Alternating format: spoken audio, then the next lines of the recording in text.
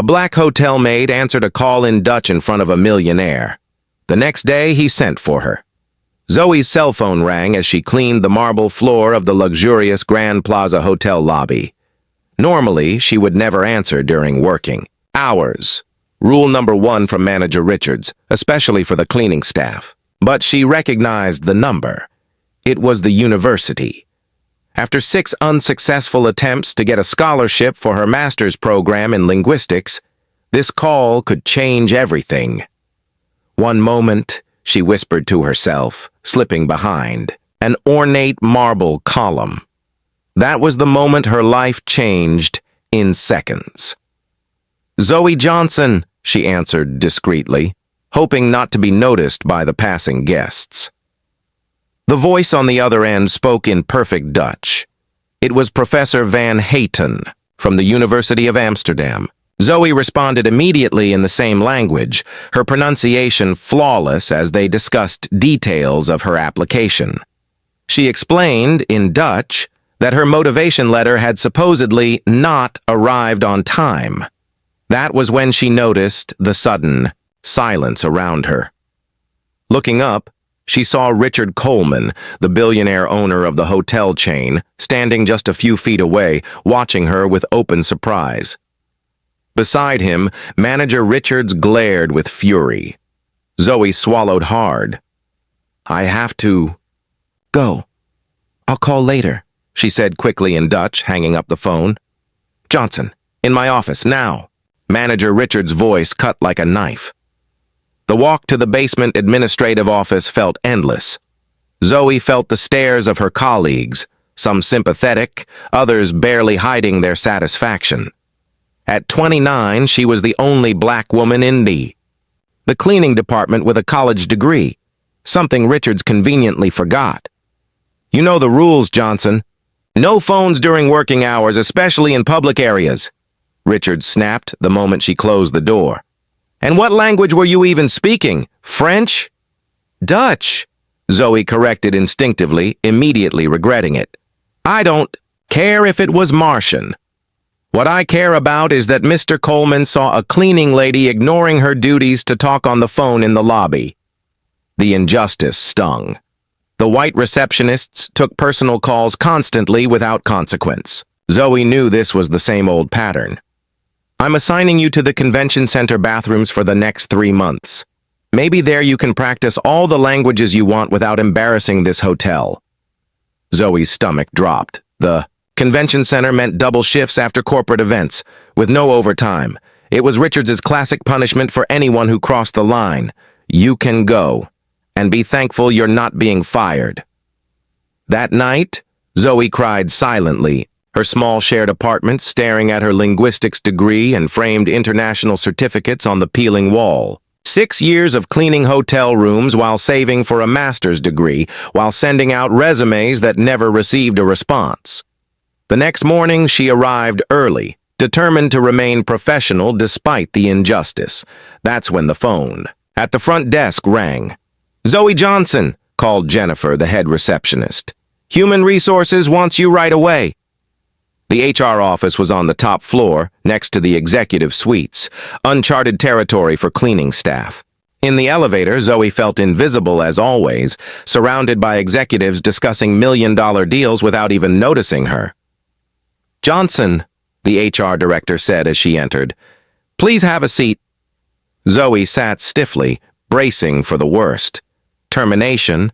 Most likely. "Mr. Coleman has requested a meeting with you." The owner's office was larger than her entire apartment. Richard Coleman, at 45, was famous in the business world for turning bankrupt hotels into luxury landmarks. And now, he was looking directly at her. "Dutch, French, Italian, and Mandarin. Correct?" he asked bluntly, glancing at a file on his desk. Zoe blinked in shock. "How did you— Your resume. I asked HR for it after I overheard you yesterday. Honors degree in linguistics from Georgetown, fluent in 6 languages, 2 of them Asian, and yet you've been cleaning my hotel for 6 years. Zoe stood frozen. What she didn't know was that this moment wasn't a coincidence. Behind that Dutch phone call was a much bigger story. an unlikely connection that would not only transform Zoe's life, but also expose a system of discrimination that had kept extraordinary talent hidden behind brooms and cleaning supplies. For a few seconds, the office was silent. 6 years, Coleman repeated, closing the file. May I ask why a Georgetown-educated linguist is cleaning bathrooms instead of working on international translations?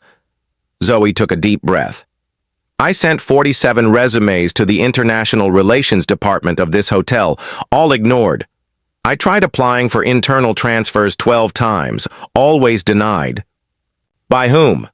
Manager Richards, and Mr. Whitmore, the Director of Operations. Coleman wrote down the names without flinching.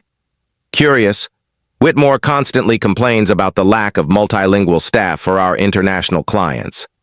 His eyes narrowed. Especially for Asian conferences. What Zoe didn't know was that 3 months earlier, Coleman had hired a consulting firm to investigate why his East Coast hotels had alarmingly high turnover among qualified non-white employees, and now the truth was standing right in front of him. I'll be blunt. Tomorrow, a trade conference with Dutch and Chinese business executives begins. I need someone who speaks both languages fluently and understands cultural nuances. And you want me to clean their rooms? Zoe asked, unable to hide her sarcasm. Coleman smiled briefly. I want you to be our international relations coordinator for the event, temporarily. Salary, $5,000 a week, starting today. Zoe almost dropped her purse. It was more than she earned in 3 months. Why me? There are hundreds of qualified candidates. Because I heard you speaking Dutch like a native, because you have the qualifications I need, and because I suspect there's something very wrong going on in my company. An hour later, Zoe stepped into the elevator with a new badge and full access to the hotel systems, on her way to HR to finalize the paperwork. She ran into Manager Richards. The shock on. The woman's face was priceless. Johnson, what are you doing on this floor without a uniform? Working, Ms. Richards. International Relations Coordinator, at the direct request of Mr. Coleman. Richards visibly paled. Impossible. You don't have the qualifications to Georgetown. Fluent in 6 languages, including Mandarin and Dutch. Zoe interrupted, maintaining a professional tone. My resume has been in the hotel's files for 6 years, along with my 12 transfer requests. As the manager stammered out excuses, Zoe continued on her way.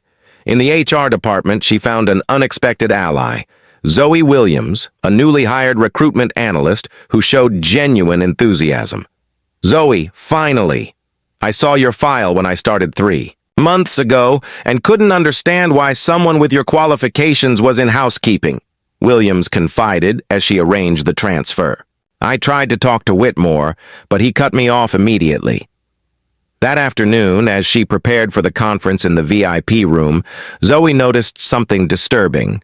The event documents contained incorrect and inappropriate translations in Mandarin, which could cause serious diplomatic misunderstandings with the Chinese executives. She quickly corrected the errors, redesigning the welcome materials. How did you know they were wrong? Asked Coleman, who had been silently observing her work from the doorway. The previous translation used terms that could be considered offensive in formal corporate Chinese, Zoe explained. Whoever did this knows the basics of the language, but not the cultural nuances. Coleman nodded thoughtfully. Whitmore assured me he hired the best translators. It cost a fortune. He hired someone without checking their credentials, Zoe corrected, pointing out a critical error in the translation of a partnership proposal. The next day, the conference began.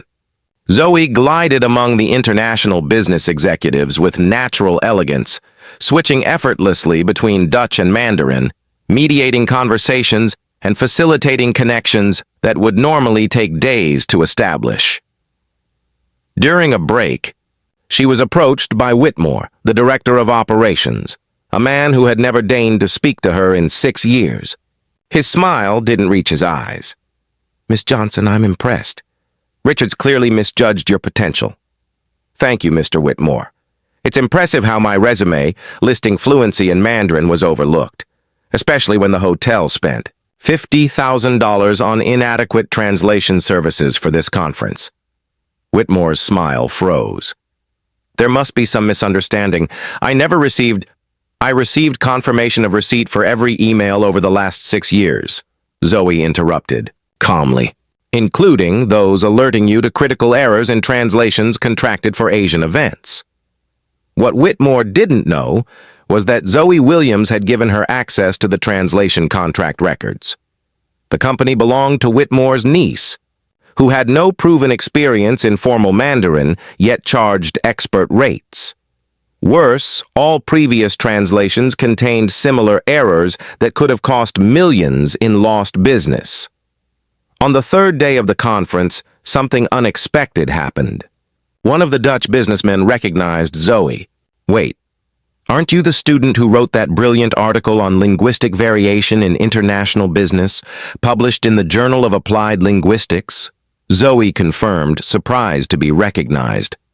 I've cited your work at 2 conferences, the man exclaimed, calling colleagues over to meet her. Coleman watched from afar, noticing how Whitmore grew increasingly uncomfortable.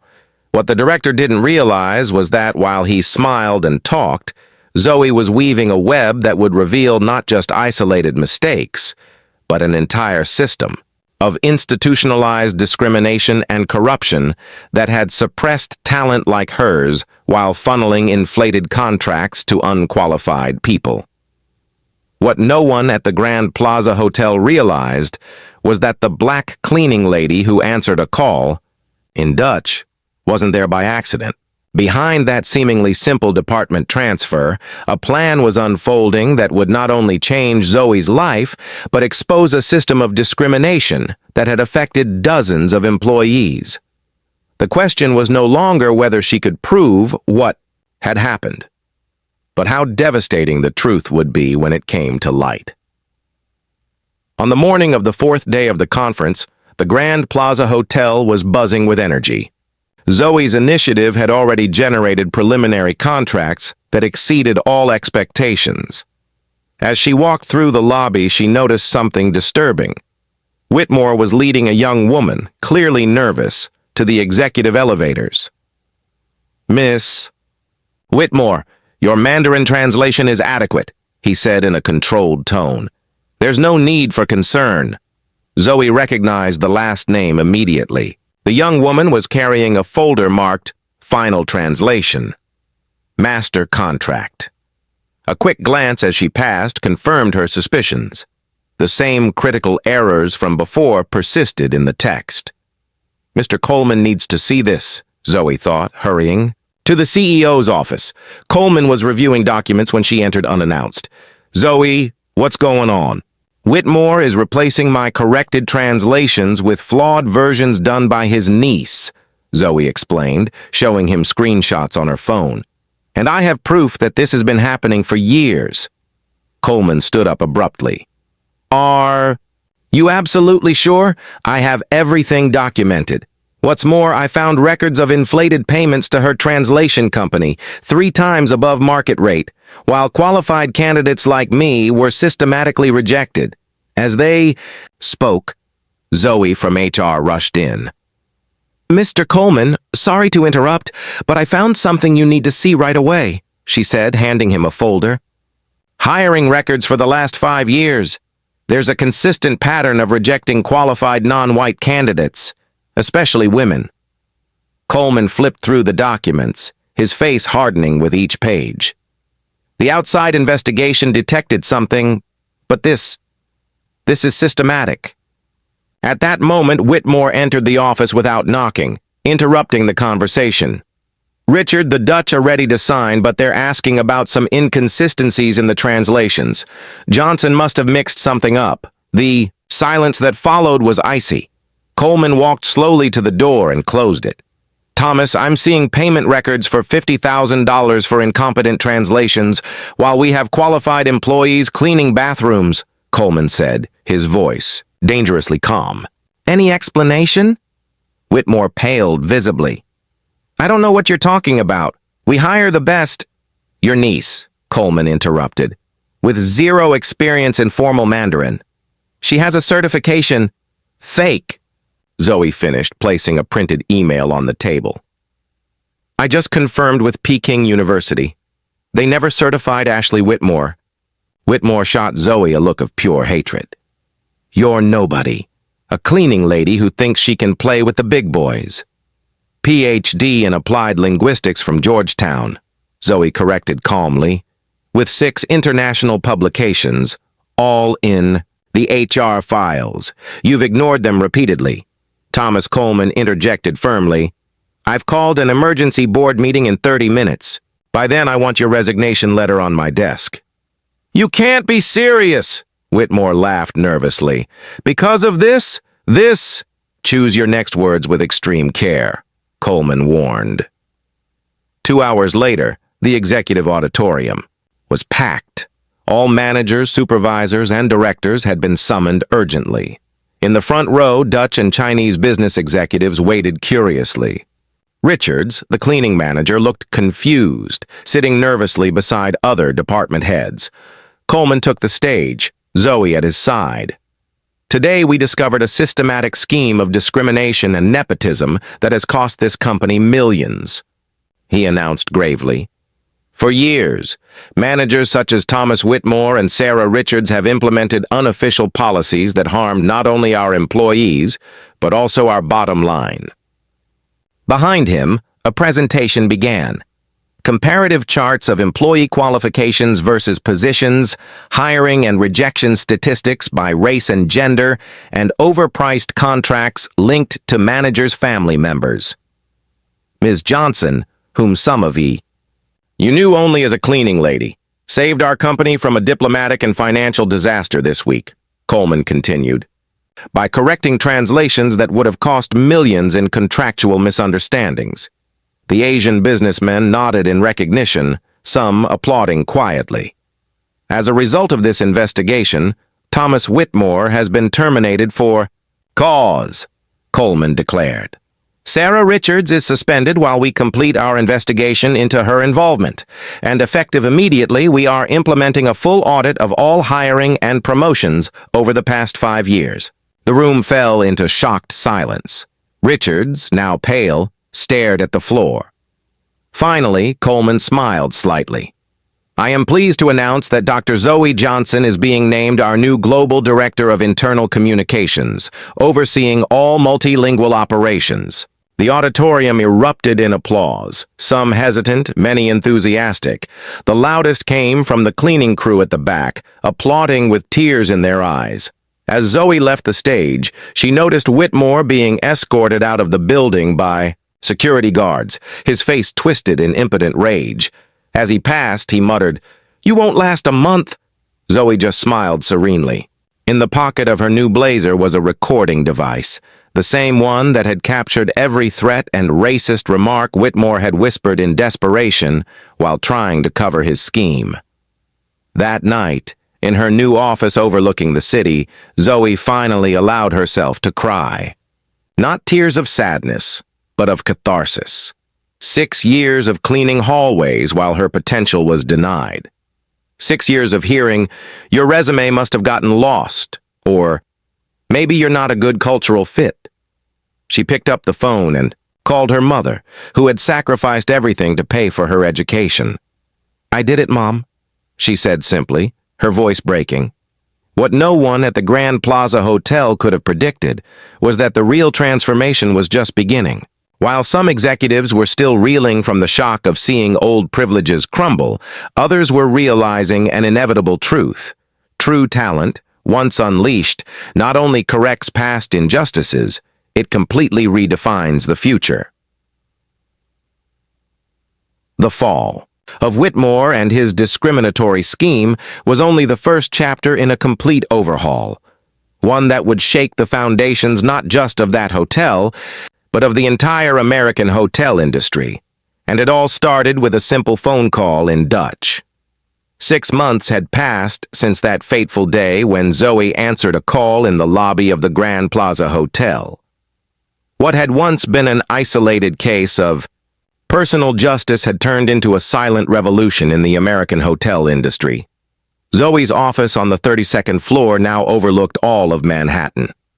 A discreet plaque on the oak door read, Dr. Zoe Johnson, Vice President of Diversity and International Relations.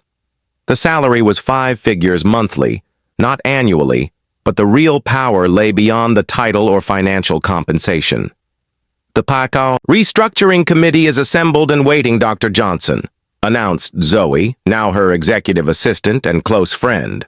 All regional managers are on the conference call. Zoe nodded, taking a deep breath before entering the conference room where Richard Coleman and the board of directors were waiting. It was the day of the final presentation of the Invisible Talents program, a personal initiative Zoe had developed to identify and promote qualified employees who were systematically overlooked throughout the hotel chain. The results of the pilot program have exceeded all expectations, Zoe began, presenting the numbers on the screen. In just 6 months, we identified 147 employees with skills in languages, finance, management, and technology who were working in roles far below their capabilities. 83% of them were Black, Latino, or from other minority groups. Coleman nodded approvingly. The program had been his first demand when accepting the promotion, not just fixing Zoe's individual situation, but changing the entire system. Most impressive, Zoe continued, is the financial impact. Outsourced translation costs are down 78%, international customer satisfaction is up 42%, and our diversity ratings are now at the top of the industry, all while providing real opportunities to people already on our payroll across the country. Sarah. Richards watched the broadcast from a small hotel in California. After an extensive investigation, she had avoided termination only by accepting a demotion and transfer. Now she managed the laundry at a second-rate property, a daily humiliation for someone who had once rejected talent based on prejudice. The next expansion of the program will include an internal mentoring system, Zoe explained. Each promoted talent commits to identifying and supporting other employees with potential. Thomas Whitmore was not attending the conference. After his dismissal, no luxury hotel would hire him. Allegations of systematic discrimination and embezzlement had permanently tarnished his name. Rumor had it, he was now working as a night manager at a roadside motel in Arizona. His niece Ashley had been forced to return all her inflated payments, complete a professional ethics program, and was now ironically studying Mandarin, funded by a scholarship created by the Coleman Foundation for Inclusive Language Education. In Dio closing, Zoe said, turning directly to the camera broadcasting to all properties in the chain, I want to share something personal. She paused, letting the silence fill the room. When I was little, my mother worked as a maid in a hotel like this one. She had a college degree, but she never got a job in her field. She always told me, Zoe, no matter how much they try to make you feel invisible, your worth is not dependent on their recognition. Zoe took a deep breath, maintaining her composure. My mother passed away believing that some doors would never open for people like us. She never lived to see this moment, to see that her sacrifice was worth it. Across the room, several executives, many newly promoted through the program, discreetly wiped away tears. The true power of a company isn't how much it makes, but the potential it unleashes. For decades, the hospitality industry, like so many others, buried extraordinary talent under service uniforms, assuming that people of certain colors, accents, or backgrounds were only fit for invisible roles. Coleman stood up applauding, followed by the entire room and hundreds of employees watching remotely. Later that day, Zoe received an envelope in her office. Inside was a postcard from Amsterdam and a letter from a University of Applied Linguistics offering her a position as a visiting professor. Professor Van Ton, who had made that fateful call in Dutch 6 months earlier, had followed her meteoric rise. Ironically, Zoe thought as she looked out the window at the city, I have Richards to thank for punishing me that day. If she had simply given me a warning, I might still be cleaning the same rooms, my degree gathering dust. The next day, Zoe officially launched a scholarship fund for hotel employees and their children, financed in part by her new salary. The first beneficiary, the daughter of her former cleaning colleague who dreamed of studying hotel management. What began as a phone call in Dutch had sent ripples far beyond that hotel, far beyond the industry. The message was clear. Talent exists everywhere. What is lacking are opportunities and recognition. True justice is not just punishing those who discriminate, but rebuilding entire systems. So prejudice has nowhere to hide. Zoe's sweetest revenge was not watching her antagonists fall, but seeing hundreds of people like her finally rise. If this story moved you and made you reflect on how silent prejudice can stifle extraordinary talent, leave your comment, and don't forget to subscribe to the channel for more inspiring stories about people who have turned injustice into platforms for real change. After all, the greatest lesson Zoe teaches us is that true greatness isn't about overcoming barriers alone, it's about ensuring the doors remain open for everyone who comes after.